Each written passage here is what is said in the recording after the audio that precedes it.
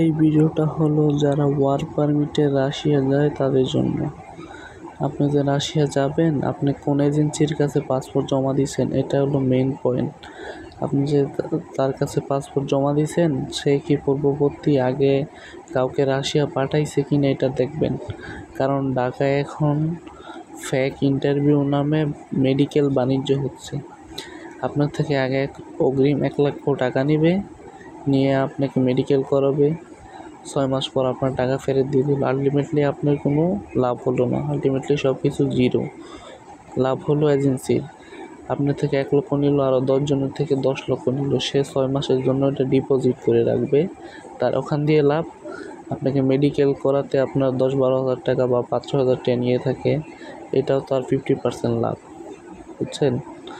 আপনি যে এজেন্সির কাছে পাসপোর্ট জমা দিতেছেন, বুঝবেন আগে সে কি লোক রাশিয়াতে পাঠাইছে কি না, জেনে বুঝে তারপর পাসপোর্ট জমা দিবেন। বুঝছেন? আপনারা একটু সতর্ক হন, সব ঠিক হয়ে যাবে ইনশাল্লাহ। আপনারা সতর্ক না থাকলে কিচ্ছুই ঠিক হবে না।